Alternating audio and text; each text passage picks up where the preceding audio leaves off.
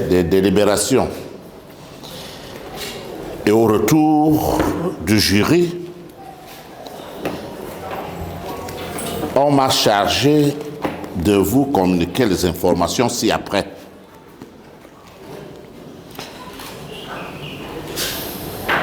En ce jour du 11 juillet, l'an de grâce 2025, devant la faculté de théologie protestante et des sciences religieuses de l'Université protestante d'Afrique centrale, l'étudiante Juicifom Jeanne d'Arc a soutenu, en vue de l'obtention du diplôme de master en théologie, un mémoire intitulé, je cite, « La vie du couple dans le Nouveau Testament », une étude exégétique de Matthieu 19, 3 à 12, pour l'élaboration d'une catéchèse relative à l'éducation conjugale au sein de l'Église évangélique du Cameroun. Fin de citation. Le jury était composé du président, au nom du révérend professeur Lom Nanga, du directeur révérend professeur Bisson, et de l'assesseur révérend docteur Tongobit Jean-Marc. Les décisions ci-après ont été prises, à savoir 1. Que le travail est accepté sous réserve, que la candidate y introduise les quelques remarques qui lui ont été faites par les membres du jury. De 2.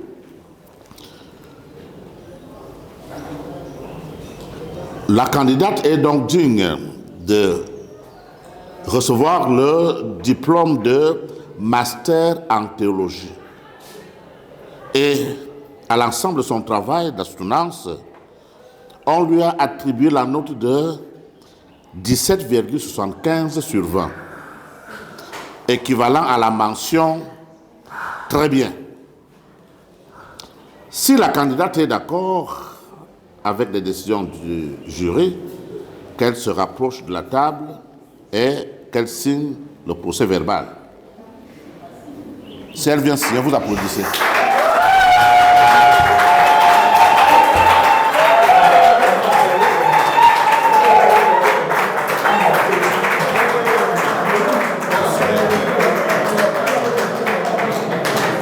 Vous mettez votre nom.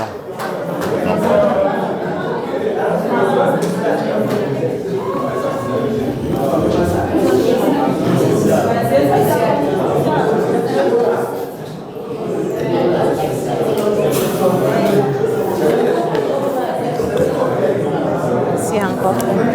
Non, Ici encore. Ça vous ne savez pas, c'est l'académie. Merci beaucoup. Bien. La candidate va donc saluer son assesseur. Merci, révérend professeur. Merci. Merci beaucoup. Merci. Son directeur. Merci, papa. Félicitations. Merci, papa. Merci beaucoup. C'est grâce à toi. Et enfin, son directeur. Merci Félicitations beaucoup, professeur. pour tout le Merci. travail. Merci beaucoup. Bien. Nous allons nous retirer. Si le protocole a quelque chose à dire, qu'il nous informe. Quelques prises de vue, s'il vous plaît, avec les membres du jury.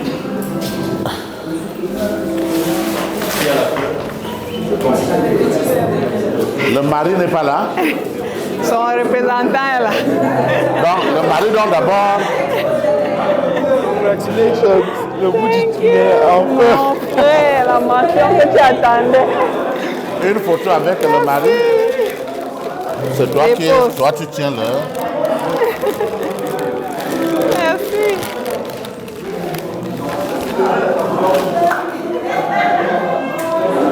C'est bon? Le mari se retire.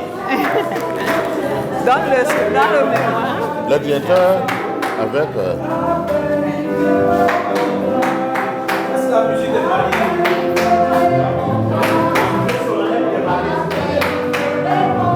C'est bon? Le mari rejoint Venez les enfants. Et les enfants. Venez, venez. Les enfants. Vanessa.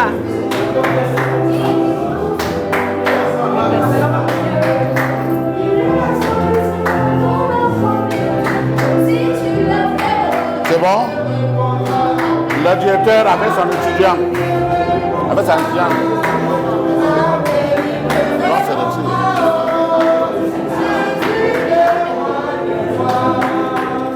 L'étudiant avait le parrain de la promotion. Exactement.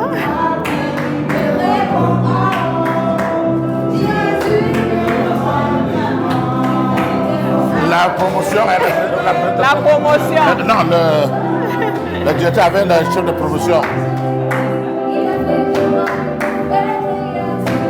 La promotion avait le... Pour la promotion. La promotion, les camarades. Filmez. Les camarades. On est partagés dans 2 salles. Voilà. La promotion. La promotion, venez.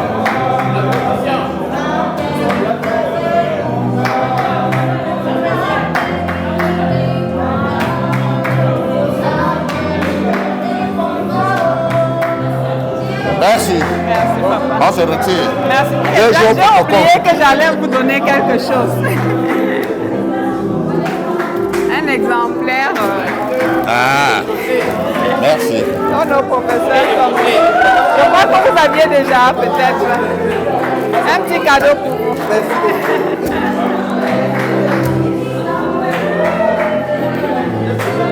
Ouais, les vins. Les vins, là. J'ai oublié de venir avec les deux.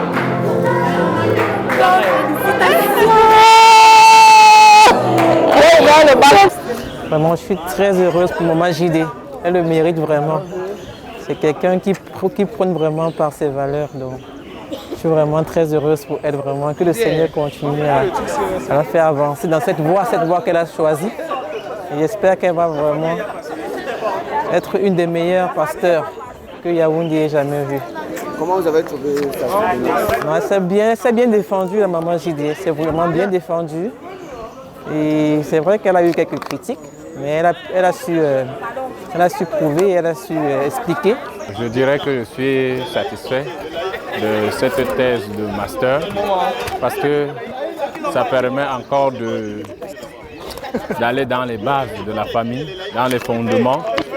Parce qu'au début, lorsque la famille a une base solide, on ne peut que se réjouir par la suite pour qu'il n'y ait pas de divorce. Donc cette thèse cette soutenance est la bienvenue pour permettre aux familles de se solidifier davantage, pour pouvoir construire des familles solides avec des bases solides. Les impressions sont très bonnes parce que la candidate, je la connais. JDD, c'est une appelée et quand elle se met pour développer le message que Dieu a mis en elle le fait avec brio. Le résultat ne me surprend pas. Elle est une personne qui aime la qualité du travail. Et son travail a été de qualité. Regardez bien la note qui lui a été décernée.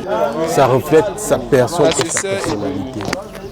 Et je peux que la féliciter pour lui dire de continuer jusqu'à la gare. Oui, je suis très satisfait. J'ai participé, je suis arrivé à temps pour suivre le jeu de questions-réponses entre le président et la candidate. Le président a posé des questions très profondes, très contextuelles, très actuelles. Et la candidate a répondu de manière satisfaisante. Ça nous a permis aussi d'apprendre une ou deux choses. Donc nous sommes satisfaits. Et à propos de la candidate elle-même, un message, je dois déjà féliciter le choix du thème. C'est un thème qui est plus que jamais d'actualité. Dans un monde où l'amour, le désamour règne, donc la haine domine. Donc on n'a plus que jamais besoin de couples solides, de familles solides. Donc un thème sur l'amour est toujours et plus que jamais d'actualité. Donc c'est la raison pour laquelle nous sommes particulièrement contents pour le choix du thème. Un sentiment de grande joie, un sentiment de satisfaction Mon cœur se réjouit de ce que le jury a pu reconnaître, la beauté et la magnificence de ce travail fourni durant des mois durant. Et je suis particulièrement émue de vous le présenter, particulièrement émue de le présenter à l'Église évangélique du Cameroun, à qui est faite la dédicace spéciale, à l'Église évangélique du Cameroun, notre famille spirituelle. Ce travail est le fruit de longues recherches documentaires, de terrain, et je suis particulièrement heureuse de cette distinction qui m'est faite aujourd'hui. 17,75/20, ce n'est pas courant dans cette université. C'est à croire que je dois me sentir fière, et je me sens fière pour tout le travail accompli. Alors, en quelques mots, un petit résumé, monsieur Claude. Quel est l'objectif de ce travail? Quel intérêt pour la cité de nous? L'intérêt de ce travail. La vie de couple dans le Nouveau Testament, une étude exégétique de Matthieu 19,3 pour l'élaboration d'une catéchèse relative à l'éducation conjugale. L'objet de ce travail, c'est l'éducation conjugale. C'est ma mission de vie, veiller sur l'amour, encadrer les aspirants au mariage, afin que leur mariage soit une vie épanouissante, heureuse et sereine. C'est l'objectif de ma vie. Et donc, la préparation au mariage est un point sur lequel tout le monde devrait mettre l'accent.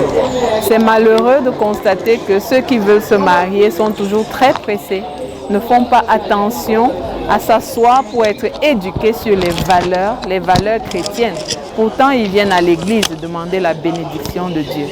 Il faut savoir que quand on demande la bénédiction de Dieu, c'est qu'on s'engage à vivre selon les valeurs de Dieu. Et on ne peut vivre ces valeurs sans les connaître. Raison pour laquelle il faut s'asseoir, être éduqué, être préparé par cette catéchèse que j'ai pu mettre sur pied pour mon église, l'église évangélique du Cameroun. Voilà. Alors, quelles sont les perspectives? Les perspectives, après cette soutenance, c'est de mettre formellement sur pied la catéchèse en question, qui est déjà contenue dans ce manuel.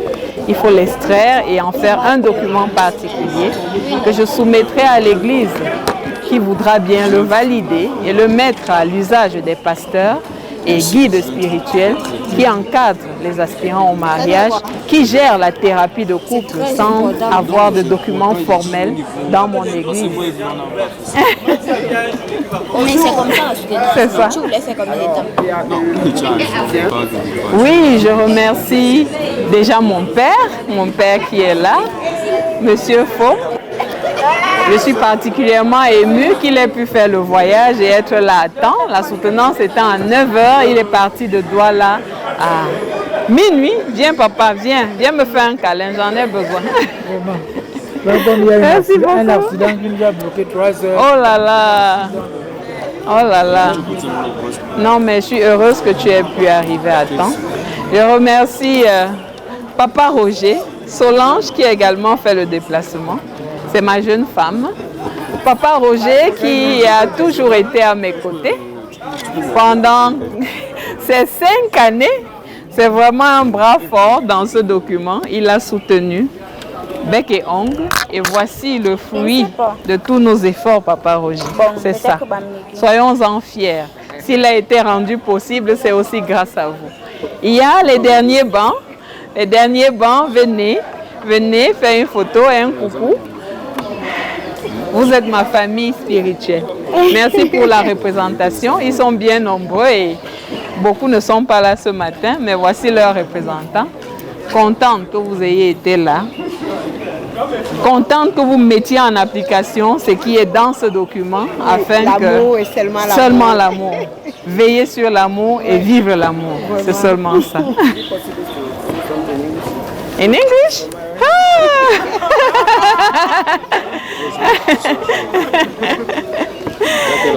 La suite, vous allez... Il n'a même pas fait la photo avec Jacques. Ok. Oui. Bon. Only love must win. Merci.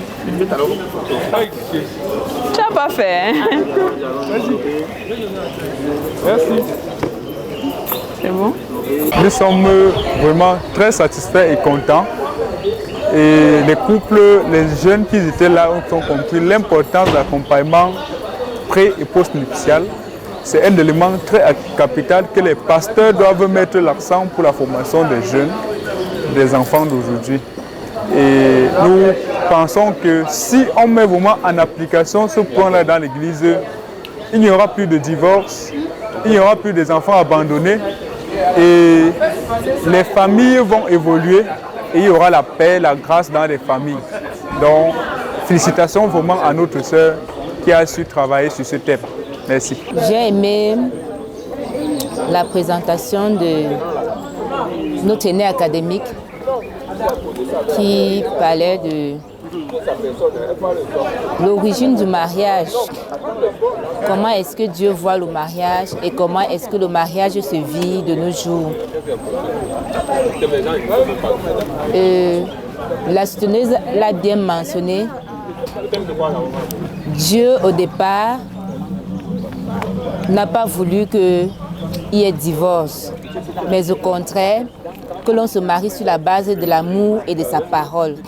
Ce qui est donc constaté de nos jours, c'est le contraire. Les gens se marient beaucoup plus par intérêt, par calcul, et ce qui nous conduit à ce taux très élevé de divorce. Moi, je pense que le travail de notre aîné académique est un travail très pertinent à prendre en considération pour l'amélioration du suivi des mariés dans nos communautés et dans la société en général. Donc, j'ai beaucoup apprécié le contenu de son travail et ce qu'elle a proposé surtout comme catéchèse du mariage, que les ouvriers de Dieu puissent s'en servir pour travailler avec les couples, que ce soit à la préparation au mariage ou alors des couples en difficulté. Je vous remercie. Donc, je ne peux être que mes sentiments sont les sentiments d'un papa, d'un responsable de famille très heureux, très fier de sa fille, très fier du choix, de la vocation que ma fille a eue, de chercher à servir Dieu. Et en cherchant à servir Dieu, de prôner l'amour, de prôner la vie de couple, et de chercher à consacrer sa vie à promouvoir ce socle que Dieu a créé, la famille. C'est une brave personne. C'est l'élu de mon cœur, Madame Djougla. Et je ne peux être que fier du travail qu'elle accomplit. Je prie tous nos ancêtres, tous les dieux de l'accompagner dans cette noble mission. Elle a cherché à être pasteur. Nous l'accompagnons de tous nos cœurs, avec toutes nos prières dans la famille, pour que le Seigneur puisse lui-même permettre que cela s'accomplisse selon sa volonté. Déjà, je suis Solange Ninkam, épouse Forme Kémonier. Je suis très heureuse aujourd'hui d'avoir pu assister à la soutenance de maman Jeanne d'Arc, Djougla. Et elle a abordé un thème vraiment très intéressant, très pertinent. Et ce que je retiens, que nous tous devons retenir d'ailleurs, est que les jeunes d'aujourd'hui doivent se préparer davantage avant de penser à entrer dans le mariage, car nous observons aujourd'hui, à travers son thème, que le taux de divorce est déjà très élevé de nos jours, car beaucoup de jeunes viennent dans le mariage, vont se marier juste dans le but de pouvoir juste procréer ou faire des festivités, oubliant même l'essence du mariage qui est l'amour, qui est l'entente, qui est le respect mutuel des clauses. Jean-Jacques, d'ici forme d'épouse, et là, délégué de Master 2. Elle va nous alerter sur un sujet compliqué, complexe et fondamental. Intitulé, je cite, la vie du couple dans le Nouveau Testament. une étude exégétique de Matthieu 19, 3 à 12 pour l'élaboration d'une catéchèse à l'éducation conjugale au sein de l'Église évangélique du Cameroun. La candidate aura donc 20 minutes pour nous présenter, 20 ou 15 minutes pour nous présenter son travail. Puis, les échanges auront lieu entre la candidate et les membres du jury que nous sommes. Nous allons vous prier de rester calme, de ne pas applaudir, ni vous fâcher. Ne l'aidez pas pendant tout l'exercice, jusqu'au moment où on va dire d'applaudir, après les résultats. Parce que si vous applaudissez, si vous faites du bruit, on annule la soutenance et rentre au quartier. Nous ne voulons pas que cela nous arrive. C'est pour cela que nous voulons, dans toutes les règles du jeu, afin que la séance déroule selon les règles de l'art. Merci pour votre compréhension. Veuillez vous asseoir. Et à la candidate, vous avez la parole. Monsieur, aussi 4 questions secondaires en découlent. Comment le texte de Matthieu 19, 3 à 12 construit-il la vie de couple? En quoi le vécu quotidien des jeunes gens et des conjoints manifeste-t-il un besoin de catéchèse nuptiale? Quel programme offre l'Église relativement à la thérapie de couple? Dans quelle mesure les conjoints dans l'EEC peuvent-ils avoir une relation harmonieuse et pérenne? La question principale nous amène à formuler l'hypothèse suivante. Le texte de Matthieu 19, 3 à 12 fournirait des éléments pour l'élaboration d'une catéchèse du mariage en ce qu'il en présente les fondements, les menaces à l'unité et les principales recommandations de l'instituteur du mariage pour le maintien du lien conjugal.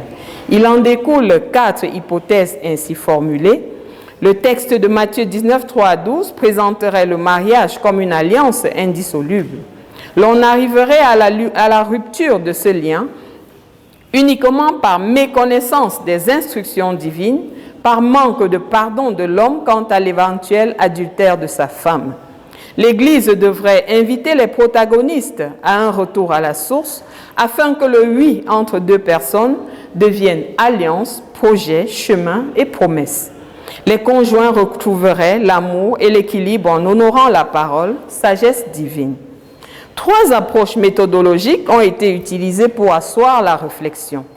La méthode historico-critique pour l'exégèse, des recherches documentaires et des recherches de terrain, lesquelles mettent à contribution plusieurs outils. La parole de Dieu, une littérature sélectionnée, les enquêtes sur le terrain, nos observations et réflexions.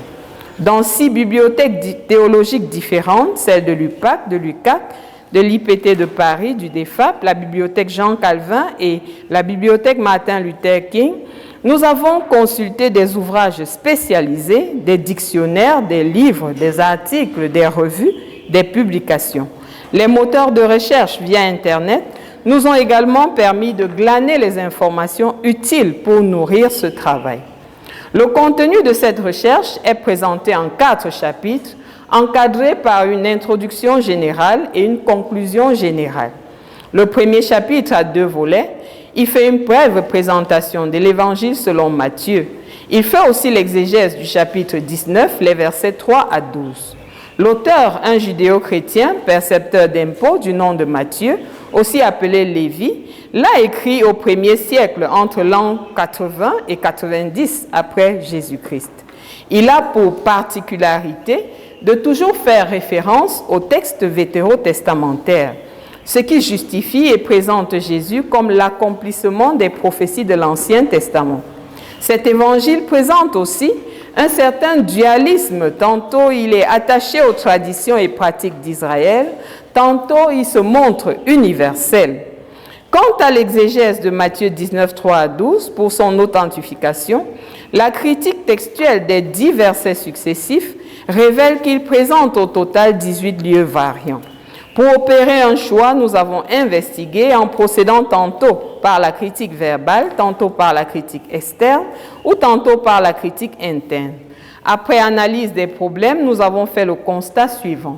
Ce texte, avant de nous parvenir dans la 28e édition du Novum Testamentum, a dû connaître un certain nombre d'altérations au cours des âges.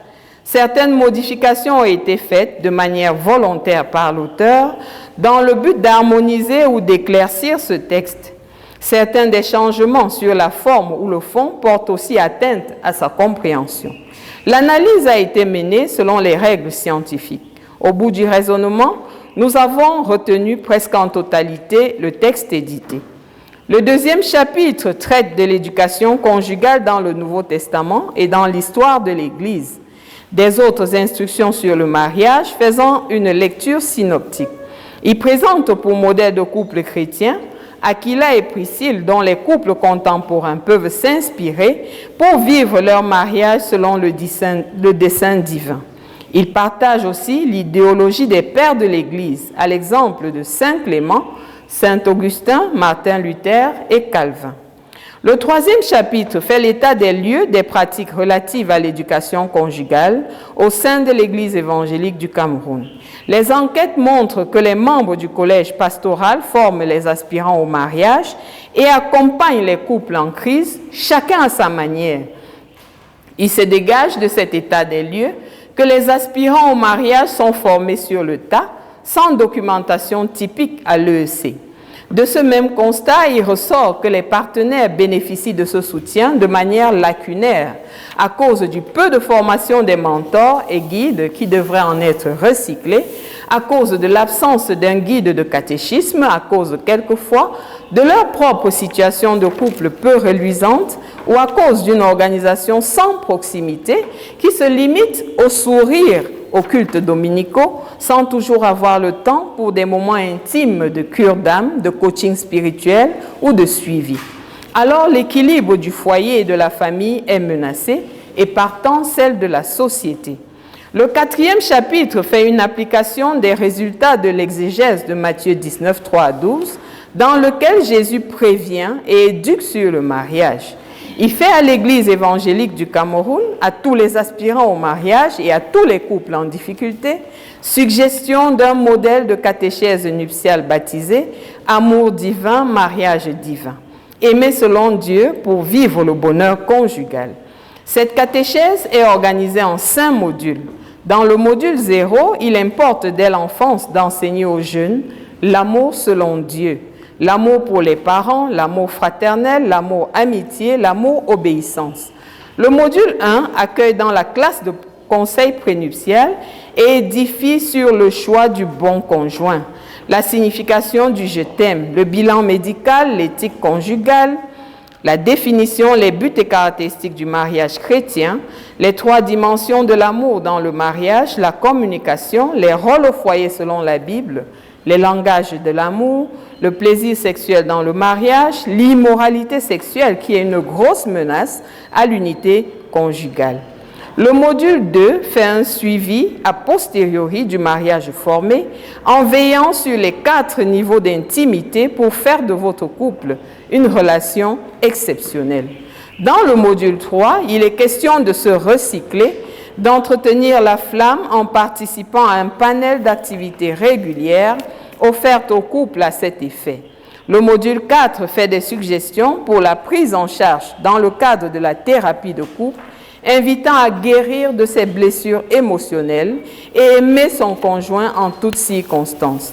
Ce sont, sans être exhaustifs, les points qu'aborde cette catéchèse proposée pour redynamiser l'éducation conjugale actuellement faite au sein de l'EEC. En somme, l'hypothèse principale et les hypothèses secondaires sont vérifiées.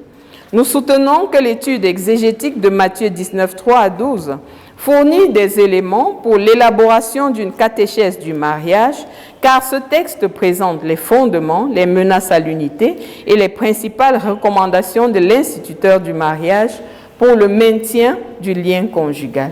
Ce texte présente formellement le mariage comme une alliance indissoluble. Les différents protagonistes au mariage doivent le garder présent à l'esprit en toutes les saisons de leur mariage. Honorer la parole qui donne de retrouver et garder l'équilibre. Honorables membres du jury, distingués invités, au-delà de notre gratitude au Seigneur, nous ne saurons taire notre reconnaissance à ces anges bienveillants qu'il a utilisés dans ce processus. Conséquemment, il y a un certain nombre de personnes à qui nous devons dire notre gratitude éternelle. Notre époux, Jérôme Djougela, qui a veillé aux charges financières de notre maison, de nos enfants en toute responsabilité pendant toutes ces années d'école. Les vases d'honneur, professeur Djessou, professeur Bouba, professeur Kwam, docteur Ngolo, révérend Moudio et tout le collège des enseignants de l'UPAC. Les anciens d'église de l'ONCAT, ce Cap Pourra, Sinou, Moulium, Tankwam, qui ont contribué chacun à sa manière afin que ce projet connaisse son aboutissement. Merci aux nombreux couples qui ont partagé avec nous leurs difficultés conjugales, qui nous ont donné l'immense bonheur de les voir emprunter le chemin de la vie véritable et du mariage selon la volonté de Dieu. Merci à notre mère, Meku Kamsou Martin, et à toute la famille Kamekobne. Merci à tous nos enfants pour leur soutien multiforme et particulièrement à Steve Frank Djougela qui nous a aidés pour l'analyse statistique des nombreuses fiches d'enquête de terrain. Que toute personne qui a eu à nous dire une seule parole d'encouragement pendant notre parcours trouve ici l'expression de notre reconnaissance profonde. Que tous nos camarades de promotion, et particulièrement le pasteur Ngan Gouaba Jacques Marcel, se sentent remerciés pour la richesse de nos classes chaque jour plus édifiantes et pour la famille de théologiens que nous formons. Un merci particulier est adressé au révérend professeur Bissoron, qui a dirigé notre recherche avec beaucoup d'abnégation, de patience, de perspicacité et de rigueur, qui nous permettent de saluer ici son savoir-faire et son sens critique d'une portée exceptionnelle dont nous avons bénéficié pendant 5 ans. Merci à la révérende docteure Kenyé Lilienne et à toute l'équipe de relecture. Si ce travail a du mérite, c'est aussi grâce à vous. Enfin, merci au pasteur président de région Guette Philippe, sans qui nous n'aurions pas eu cette recommandation exigible pour entrer à l'école de Dieu. Merci de demeurer pour nous ce Père parti trop tôt, qui à la naissance nous a appelés Djuissi, qui signifie en notre langue « femme de Dieu ». Monsieur le Président du jury, distingués membres du jury, voilà l'économie du travail perfectible, soumis à votre appréciation. Nous vous remercions pour votre bienveillante attention. Merci pour cette présentation. Merci.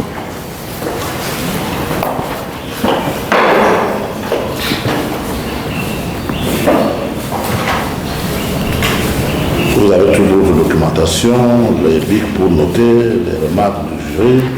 Alors, oui, monsieur le Président. L'assesseur, le conseil de faculté a jugé parmi les enseignants de la faculté de théologie que vous étiez le meilleur des enseignants en mesure d'évaluer le travail de la candidate. Vous avez la parole. Merci pour votre disponibilité. Merci, Monsieur le Président. Qu'il me soit permis tout d'abord de rendre grâce à Dieu parce qu'il me permet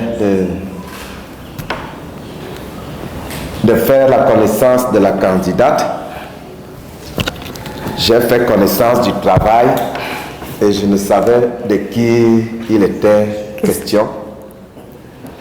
Ça m'a permis aussi de lire en toute objectivité, non pas que pour les autres cas, nous ne lisons pas en toute objectivité, mais cela revêt quand même un caractère scientifique particulier. Merci pour la qualité du travail de la candidate,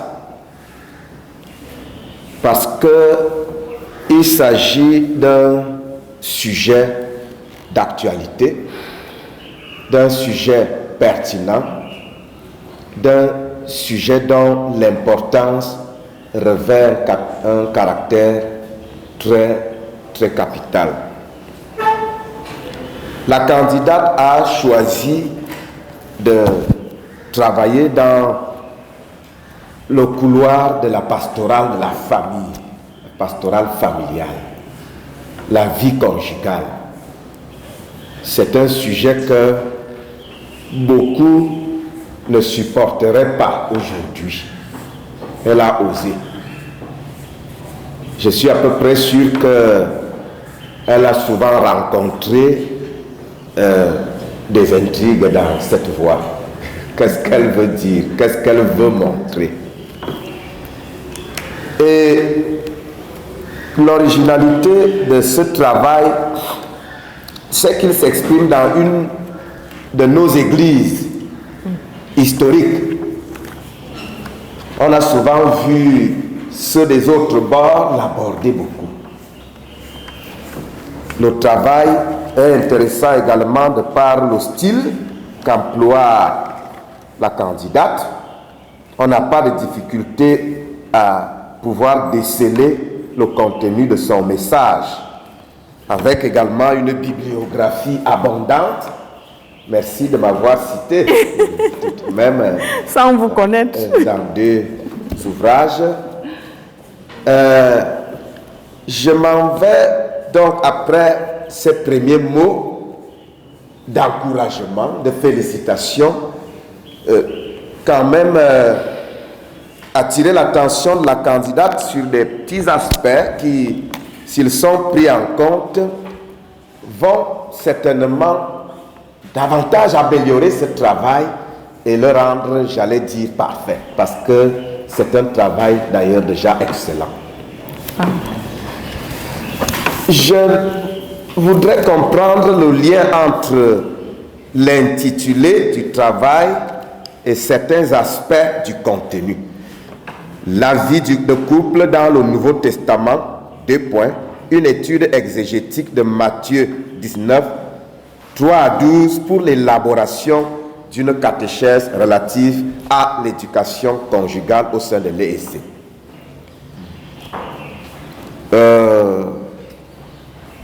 Est-ce que le sujet ne pouvait pas être peut-être reformulé un tout petit peu en réduit? En tout cas, même gardé ainsi, ça n'entame pas le fond de ce travail, la pertinence de ce travail.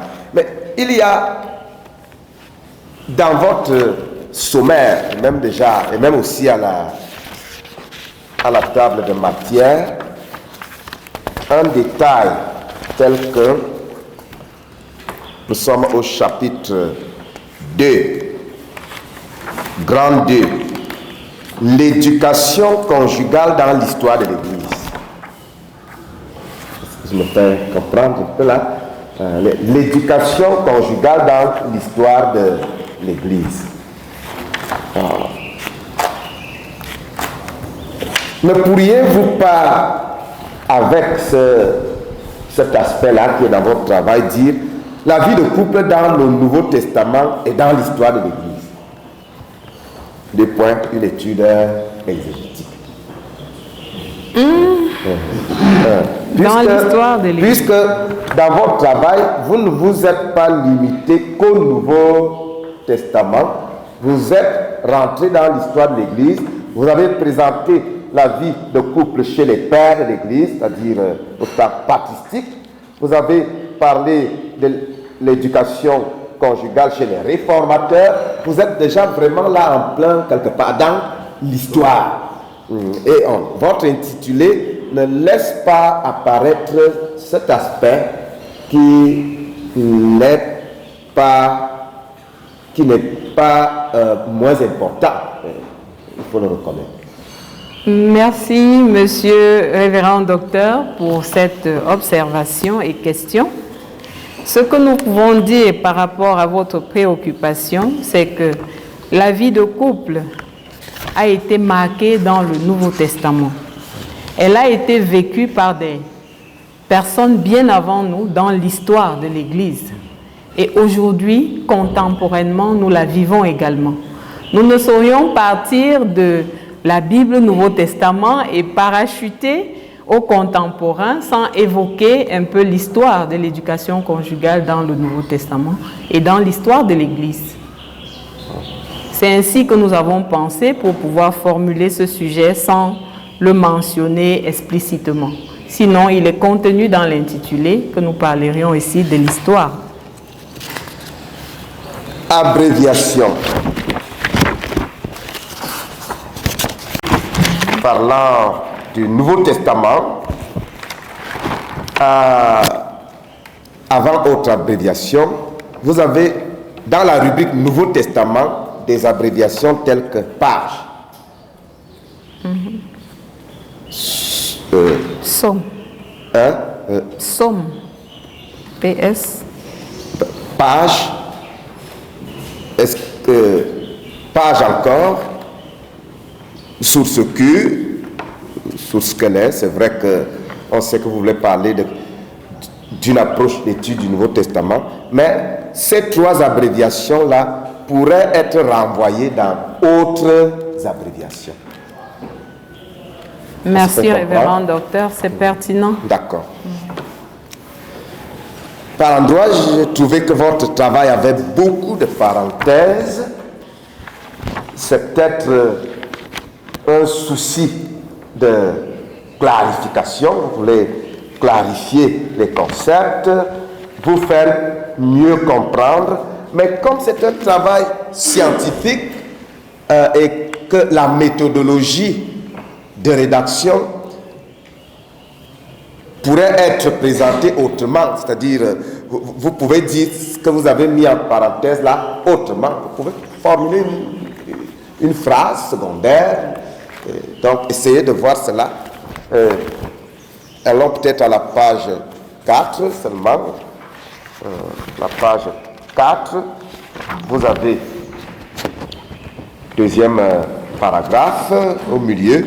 Cette déception éprouvée, entre parenthèses, et conséquemment le désir de vengeance, vous refermez, et à quelques pas encore vers la fin de ce paragraphe, ou guide digne de ce nom à qui se confier, entre parenthèses, même dans le clergé, leur témoignage n'étant pas toujours une adéquation du dire et du faire, vous refermez la parenthèse, et c'est très rapproché.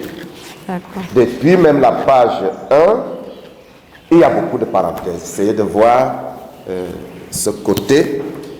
Mais comme je le dis, ça n'entame en rien le fond de votre travail qui est déjà suffisamment pertinent.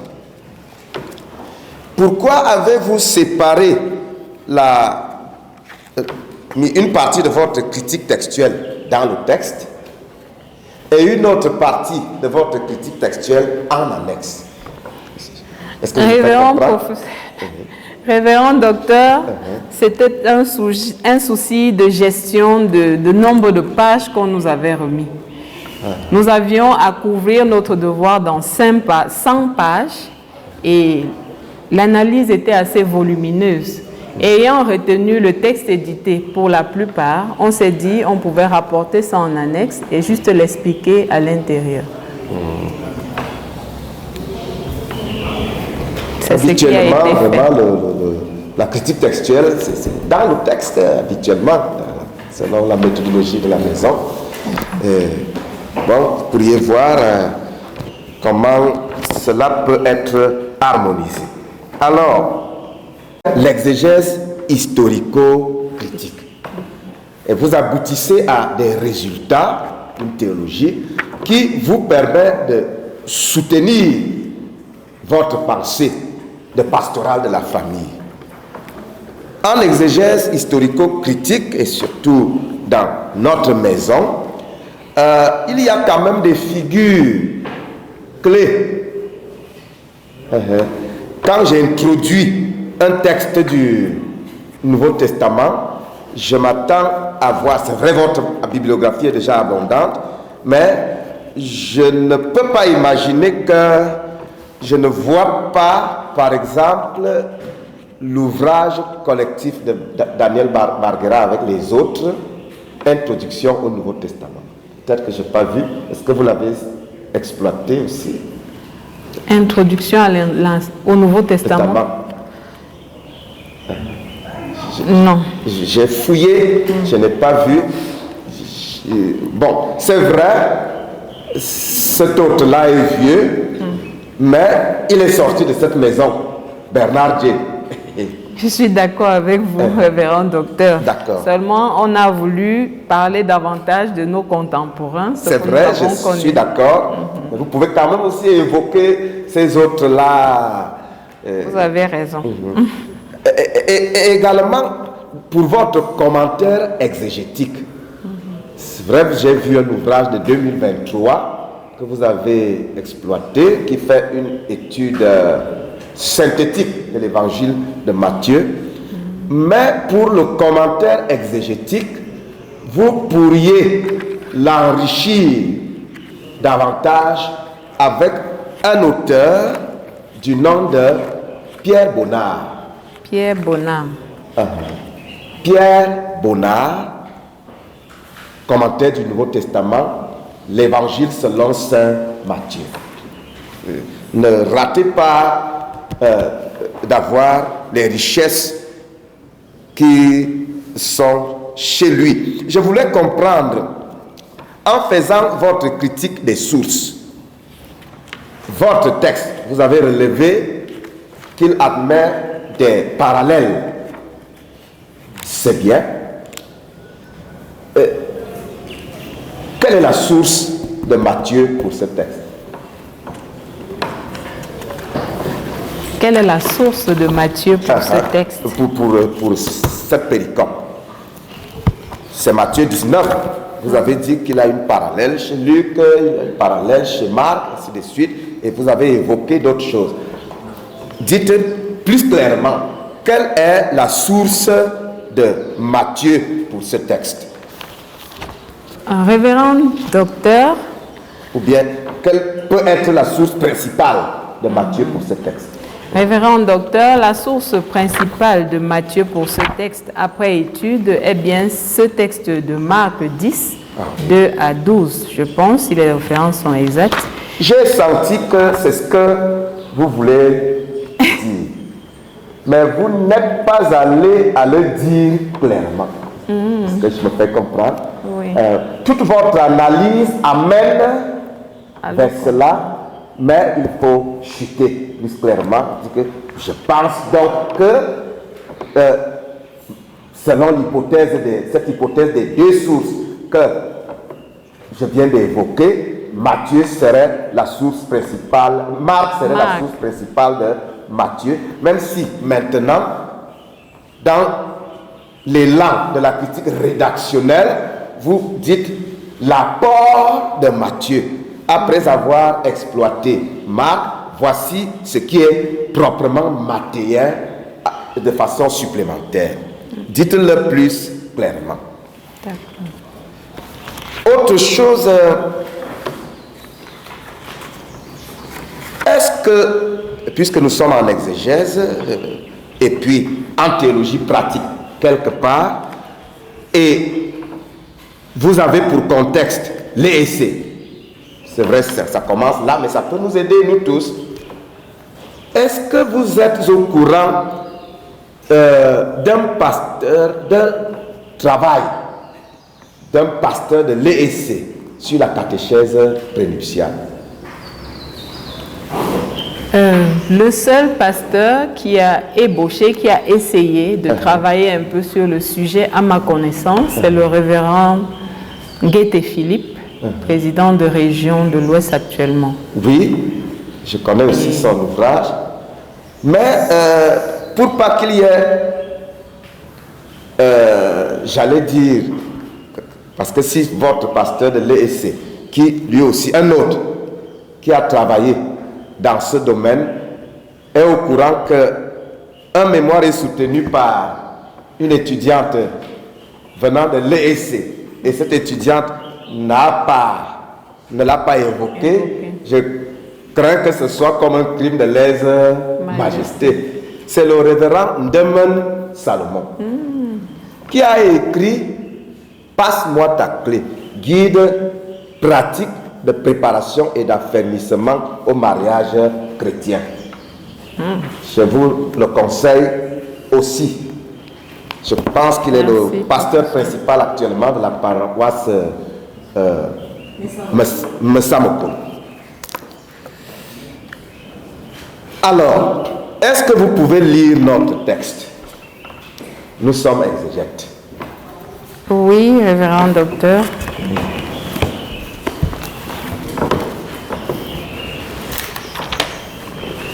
Matthieu 19, 3 à 12. Kai proselton, auto, farisaio, peirasontes, auton kai legontes, ei esestin, anthropo, apollusai, ten, gunaika auto, kata, pasan, Haïtien, de apocrites eipen, uk anegonte, oti o crisas, ap akes, arsen, kai telu, epoyensen,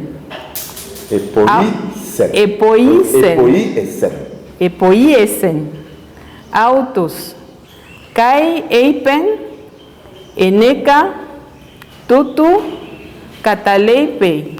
Merci, Madame la candidate, de nous révéler que nous n'avons pas perdu notre temps et qu'au terme de ce second cycle,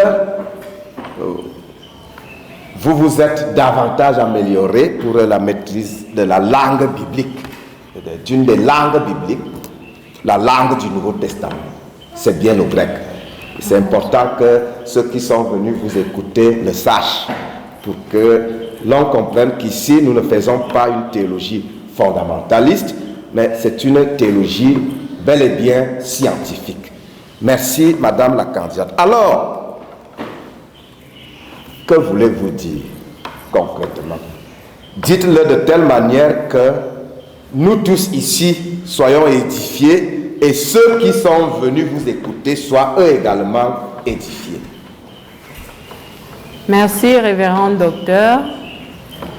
Nous avons voulu dans notre travail faire ressortir que la vie de couple n'est pas un long fleuve tranquille. Cependant, cette vie de couple bien préparée avant le mariage peut se vivre différemment et beaucoup mieux. Alors, la préparation au mariage est un point sur lequel le corps pastoral et les chrétiens, les aspirants au mariage, devraient mettre un point d'honneur. On a observé dans nos sociétés que quand on veut se marier, on vient demander la bénédiction nuptiale à l'église, mais on n'a pas le temps de s'asseoir pour se faire éduquer, pour qu'on vous instruise sur les valeurs chrétiennes. Or, venir à l'église, c'est venir demander à Dieu de bénir votre union, c'est venir vous engager à vivre selon les valeurs chrétiennes. Vous ne pouvez pas vivre les valeurs chrétiennes si vous ne les maîtrisez, si vous ne savez pas de quoi il est question, si vous n'en connaissez pas le contenu. Alors, un accent devrait être mis sur la préparation au mariage et c'est l'objet de notre travail.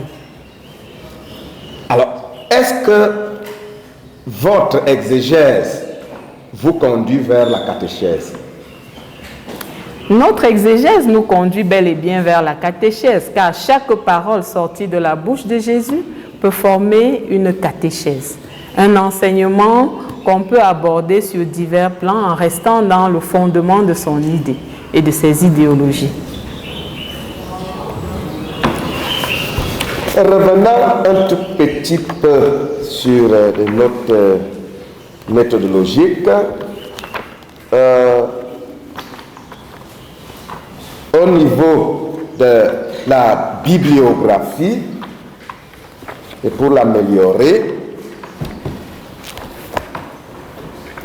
Présentez vos versions bibliques ainsi. Novum Testamentum Gris. Puis Nestlé Alam. Vous n'allez pas présenter la Bible comme vous présentez un ouvrage. Ah, d'accord. Pour les autres ouvrages. Pour les autres ouvrages, c'est d'abord l'auteur et puis le titre. Mais pour les Bibles, les versions bibliques, c'est d'abord la Bible, le titre. Et puis, s'il y a, comme Nestlé Aland, on le dit, vous allez vérifier cela dans toute la rubrique version biblique. La même remarque est valable pour les dictionnaires. Pour les dictionnaires également. Dictionnaire encyclopédique de la Bible, les choses, les hommes, les faits, les doctrines. Et puis Wesley Aland, édité par Wesley Aland, et toute la suite des notes bibliographiques. Monsieur le Président, je dois reconnaître que ce travail est sur le plan méthodologique, méthode exégétique, historico-critique, un travail qui pourrait être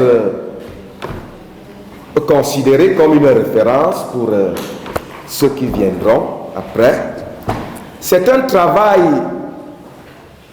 dans lequel la candidate a suivi, j'allais dire à la lettre, ce qui est enseigné dans la maison et ce qui est reconnu universellement comme approche exégétique, surtout l'historico-critique. C'est un travail également qui a pour contenu un message de pastoral. La pastorale de la famille est très négligée dans le monde aujourd'hui et dans les églises. Beaucoup d'activisme font que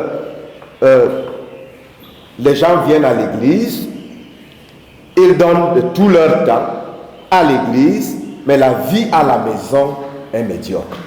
La vie à la maison est un échec. La candidate insiste pour que la vie conjugale, la vie familiale soit un succès. C'est ce qui d'ailleurs garantit le succès de tous les autres aspects de la vie et le témoignage même que nous sommes comme chrétiens appelés à porter au monde. C'est un travail digne d'intérêt que la candidate veuille tout simplement faire des petites améliorations sur ce dont nous avons parlé. Je vous remercie. Merci, Monsieur l'assesseur, pour dire la quintessence de ce que la candidate vient vous dire, présenter et qui a été l'objet de ses recherches pendant les 2 années qui viennent de s'écouler. Merci de nous d'avoir fait faire les communes de 6 minutes qui vont nous permettre de travailler dans le temps et dans la sérénité. Je voudrais me tourner du côté de l'expert, de l'encadreur de la candidate, le professeur Bisseron, monsieur le directeur. Avez-vous encore quelques questions à poser ou quelques autres choses à nous faire découvrir que nous n'avons pas pu déceler pendant les échanges entre la candidate et l'assesseur? Vous avez la parole. Merci, Monsieur le Président, pour le crédit que vous m'accordez. Lorsqu'on a cheminé ensemble, toute trahison est interdite. La candidate a suivi à la lettre et les suggestions et la méthodologie, le processus de rédaction. Voilà, nous n'avons rien à ajouter à l'appréciation de l'assesseur. Maintenant, comme enseignant, une suggestion à la candidate d'intégrer dans la partie de la catéchèse un petit module sur le mariage dans sa culture, à travers des proverbes qui enrichissent l'éducation conjugale. Il y en a.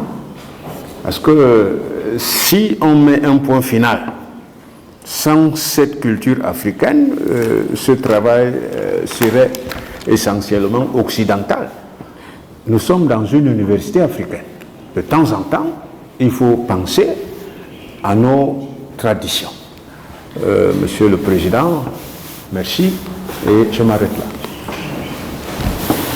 Merci pour cette intervention